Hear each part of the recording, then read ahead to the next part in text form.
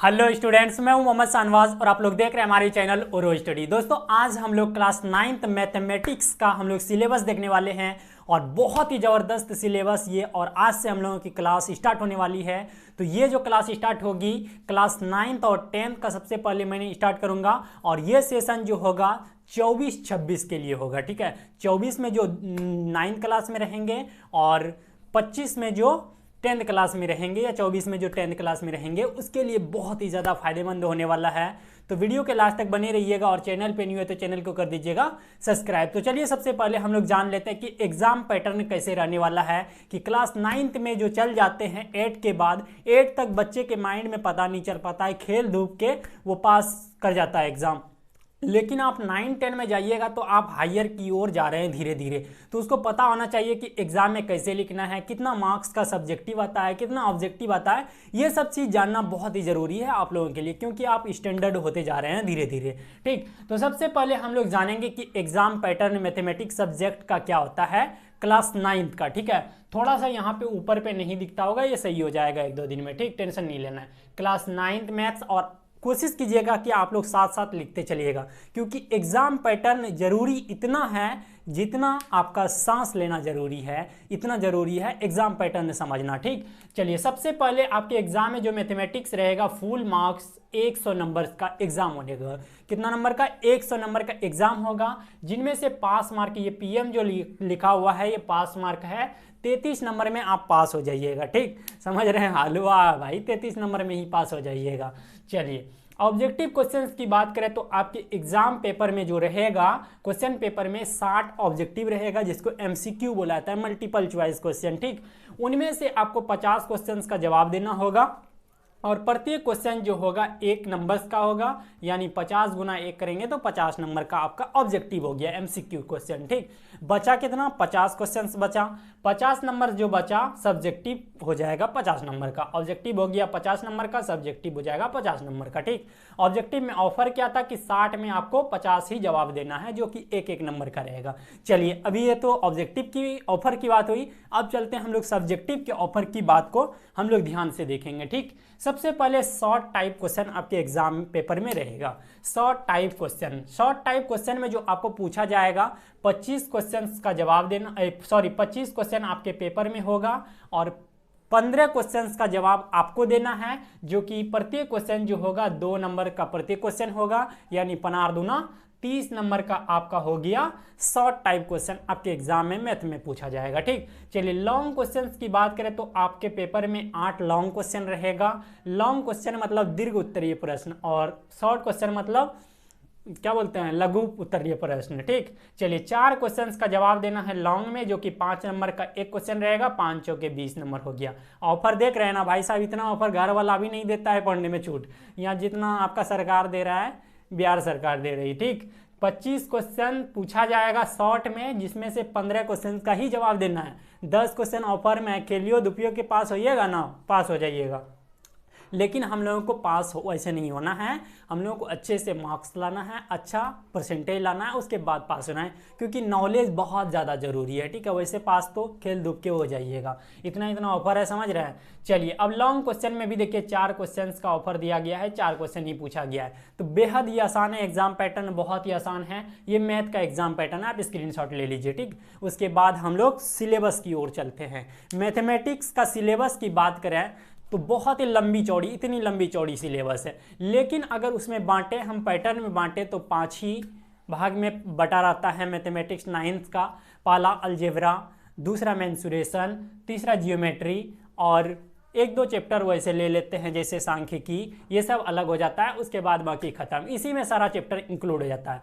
तो आपके मैथ में जो है 15 चैप्टर्स है। कितना चैप्टर? 15 चैप्टर्स है, और हम लोग को उसका डिटेल से एकदम जानने वाले हैं कि कितना नंबर्स का कौन से चैप्टर से पूछा जाएगा और कौन से चैप्टर्स को ज़्यादा फोकस करना है, ये सब सारे चीज़ जानेंगे। ठीक है, बस वीडियो में बने रहना है लास्ट तक। चलिए, सबसे पहले आपके एग्जाम में जो पहला चैप्टर आपके गणित पेपर में जो पहला चैप्टर है वो नंबर सिस्टम है, जिसको संख्या पद्धति हिंदी में बोला जाता है। इसके अगर मार्क्स डिस्ट्रीब्यूशन की बात करें तो मार्क्स आपके 10 नंबर का अकेला नंबर सिस्टम देता है। संख्या पद्धति से 10 नंबर का क्वेश्चन पूछा जाता है नंबर सिस्टम से। ठीक, ध्यान में रखिएगा ये चीज़, नंबर सिस्टम। दूसरा चैप्टर की बात करें तो दूसरा चैप्टर होता है बहुपद, जिसको इंग्लिश में बात करें तो पॉलिनोमियल। ठीक, पॉलिनोमियल ये हो गया। चलिए तीसरे चैप्टर्स की बात करें तो निर्देशांक ज्यामिति, जिसको कोऑर्डिनेट ज्योमेट्री बोला जाता है, और कोऑर्डिनेट ज्योमेट्री से 4 नंबर का आपके एग्जाम में पूछा जाएगा क्वेश्चन। कोऑर्डिनेट ज्योमेट्री से यानी निर्देशांक ज्यामिति से 4 नंबर का पूछा जाएगा। और आपका बहुपद और यहाँ पे चौथा नंबर देखिए यहाँ पे लिख दिए हैं, दूसरा चैप्टर और चौथा चैप्टर मिला के आपका 20 नंबर का पूछा जाएगा। समझ सकते हैं भाई साहब, अखम्बर है ये दोनों चैप्टर, दूसरा और चौथा नंबर।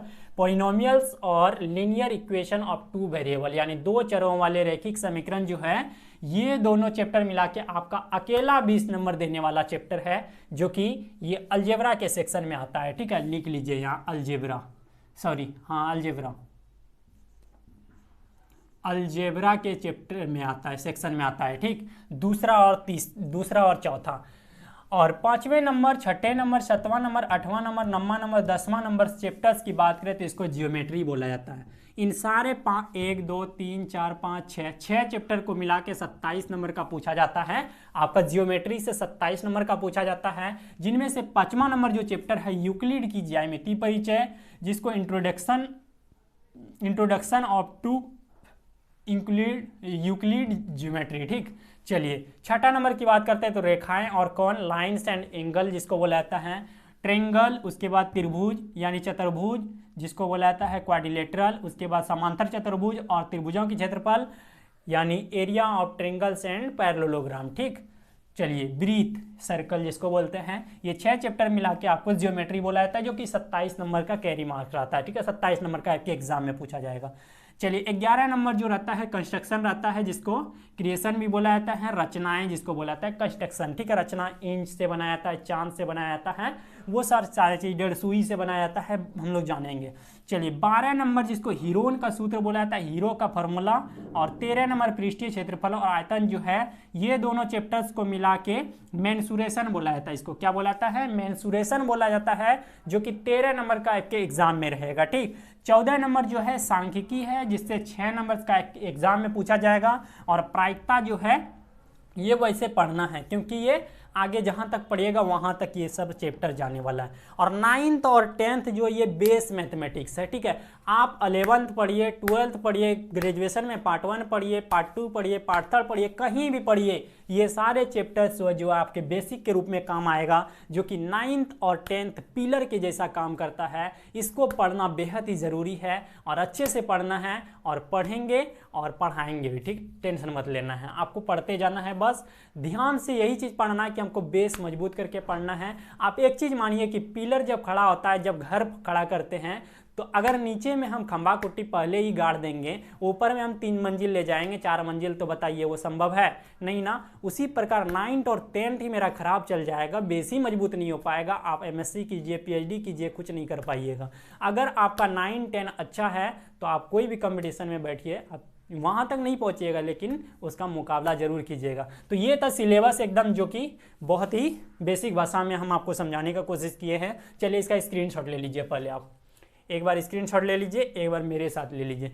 अब कुछ स्टूडेंट्स को कन्फ्यूज़न होगी कि ये सर किस बोर्ड के लिए है, तो मैं बता देना चाहता हूँ कि ये झारखंड बोर्ड, बिहार बोर्ड और CBSE बोर्ड सबके लिए फॉलो होता है। CBSE में बस यही होता है कि असाइनमेंट उसमें प्रॉब्लम जमा करना पड़ता है, लेकिन बिहार बोर्ड के लिए काफ़ी ज़्यादा इंपॉर्टेंट यूज़फुल है, और बेसिकली ये बिहार बोर्ड के लिए ही है। जो कि आप अगर बिहार बोर्ड से है तो नीचे कमेंट कीजिएगा, और दूसरे बोर्ड से है तो वो भी कमेंट कीजिएगा। और आज से एकदम ज्वाइन कर लीजिए, एकदम बहुत ही बेसिक वे में अच्छे से पढ़ाने का प्रयास करेंगे। चलिए फिर मिलते हैं अगले इंपॉर्टेंट चैप्टर्स के साथ। वो चैप्टर मैं बता देता हूं पहले, कि अब चलते हैं हम लोग थोड़ा सा आपसे डिस्कस कर लेते हैं कि पहला चैप्टर जो हम लोग स्टार्ट करने वाले हैं वो नंबर सिस्टम से ही शुरू करने वाले हैं, क्योंकि 10 नंबर्स का है, और हम लोग मैथमेटिक्स जो पढ़ रहे हैं तो उसमें नंबर्स का यूज आएगा, मैथ में नंबर का यूज आता है। तो क्यों ना सबसे पहले हम नंबर सिस्टम को ही जानने का प्रयास करेंगे कि क्या होता है नंबर सिस्टम, संख्या किसे कहते हैं, संख्या का खोज कब हुई थी, कौन सी संख्या सबसे पहले आई थी। ये सारे चीज़ों को हम लोग बहुत ही ज़बरदस्त भाषा में देखने वाले हैं। तो बस आपको सपोर्ट एंड सब्सक्राइब करके रखना है चैनल के साथ, जो कि नंबर सिस्टम के साथ होगा आप लोगों के बीच।